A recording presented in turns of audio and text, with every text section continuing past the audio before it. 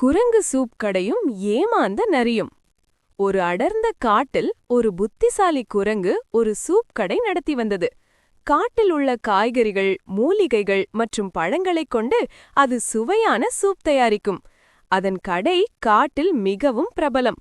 விலங்குகள் அனைத்தும் வரிசையில் நின்று சூப் குடித்துச் செல்லும். காட்டில் இருந்த ஒரு நரி மிகவும் சோம்பேறி, ஆனால் அதிக தந்திரம் கொண்டது. ஏன் நாம் காசு கொடுத்து சூப் குடிக்க வேண்டும்? ஏதாவது தந்திரம் செய்து இலவசமாக சாக்கிடலாம் என்று யோசித்தது. ஒரு நாள் நரி குரங்கின் கடைக்குச் சென்றது. அது தன் வாயில் ஒரு சிறிய கல்லை மறைத்து வைத்திருந்தது. சூப் வாங்கி ஒரு வாய் குடித்த நரி சட்டென்று கத்தி கூச்சல் போட்டது. ஐயோ, இந்த சூப்பில் பெரிய கல் கிடைக்கிறது, என் பல் உடைந்து விட்டது என்று போய் சொன்னது. இதை கேட்டு மற்ற விலங்குகள் கடைக்கு வர தயங்கின. குரங்கு மன்னிப்பு கேட்டு நரிக்கு அன்றைய உணவை இலவசமாக கொடுத்தது.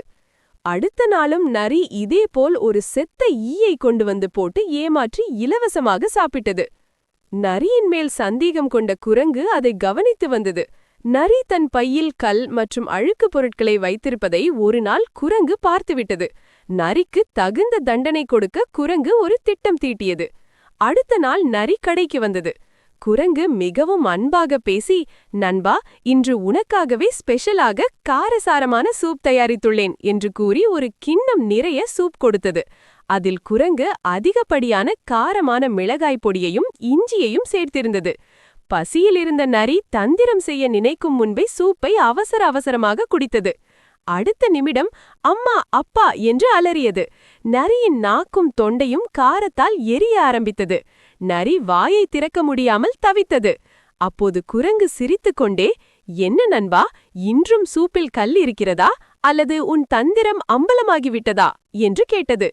தன் திருட்டுத்தனம் தெரிந்துவிட்டதை உணர்ந்த நரி எரியும் வாயுடன் ஆற்றுக்கு ஓடிச் சென்று தண்ணீரை குடித்தது. காட்டிலுள்ள மற்ற விலங்குகள் நரியை பார்த்து சிரித்தன. நம்ம சேனலை பண்ணுங்க சப்ஸ்கிரைப். அடுத்த வீடியோவில் உங்களை சந்திக்கிறேன். பாய்.